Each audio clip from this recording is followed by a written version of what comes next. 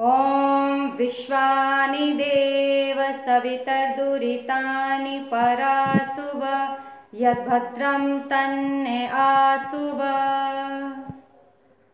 वर्तमान के अंदर इन 16 दिनों में प्रत्येक घर में आपको श्राद्ध होते हुए दिखाई देते होंगे। श्राद्ध और तर्पण के नाम पर प्रत्येक घरों के अंदर स्वादिष्ट पौष्टिक भोजन बनाया जा रहा है। आइए विचार कर लेते हैं ये श्राद्ध और तर्पण क्या है, क्योंकि वह भोजन फिर पक्षियों को, कौवे को, कुत्ते को, ब्राह्मण आदि को खिलाया जा रहा है। ऐसा क्यों होता है और मात्र 16 दिनों के अंदर ही क्यों हो रहा है, आइए विचार करते हैं। भाद्रपद की पूर्णिमा से लेकर के अश्विन की अमावस्या तक ये जो 16 दिन के पक्ष होते हैं, इनको हिंदू समाज के अंदर श्राद्ध के नाम से जाना जाता है। शताब्दियों से मान्यता चली आ रही है कि जो हमारे पूर्वज हुआ करते थे, जिनका अब देहांत हो चुका है, इन 16 दिनों के अंदर उनकी आत्माएं हमारे निकट आती हैं, हमारे इर्द गिर्द घूमती रहती है। तो उनको तृप्त करने के लिए इन 16 दिनों में स्वादिष्ट पौष्टिक सुंदर भोजन तैयार किया जाता है, जो उनको पसंद रहा होगा।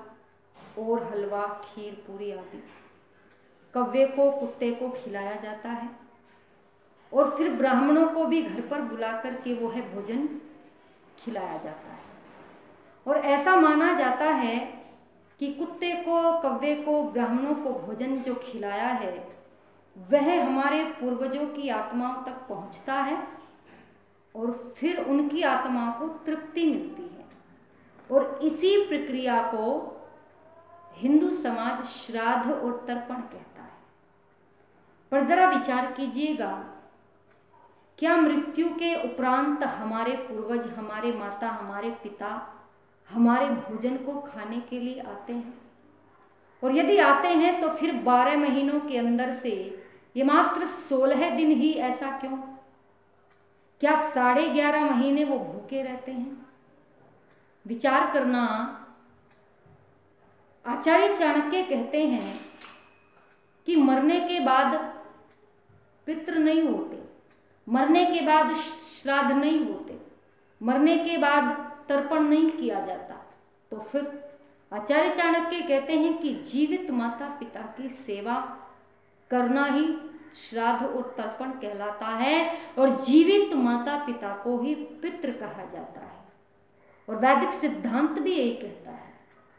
वैदिक सिद्धांत के आधार पर कुछ सूक्तियां मुझे याद आ रही है, तो सुनिएगा। लिखा है, येन कर्मणः विदिशो देवानर्षिणः पितृंषे तर्पयन्ति सुखयन्ति ततः तर्पणम् तथा येतासां श्रद्धया सेवनं क्रियते तच्छाधारं वेदितव्यम्। अर्थात तर्पण उसे कहते हैं जिस कर्म से विद्वान रूप देव, ऋषि और पितरों को सुख पहुंचाया जाता है। उसी प्रकार जो उन लोगों को श्रद्धा से सेवन कराया जाता हो, सो श्राद्ध कहलाता है। यह तर्पण आदि कर्म जो विद्यमान है, अर्थात जो प्रत्यक्ष में घट रहा है, ये उस समय श्राद्ध तर्पण होता है, मरने के बाद नहीं होता। आज हमारे समाज में वास्तविक श्राद्ध और तर्पण का अभाव है। आज जीवित माता पिता वृद्ध आश्रम में अपना जीवन बिता रहे हैं। आज घरों में माता पिता के लिए हमारे स्थान नहीं है और मरने के बाद हम उनकी पसंद का भोजन कौवे को, कुत्ते को खिलाते हैं। जब हम छोटे होते हैं, बच्चे जब छोटे होते हैं ना, तो झगड़ा करते हैं, कहते हैं माँ मेरी है, माँ मेरी है। और जब बड़े हो जाते हैं तब भी झगड़ा करते हैं, तब कहते हैं माँ तेरी है, माँ तेरी है। ये मैं से लेकर के जो तुम तक का जो सफ़र है, इसके बीच की जो दीवार है, यदि उस दीवार को गिरा दिया जाए तो वास्तविक रूप से श्राद्ध और तर्पण होता है।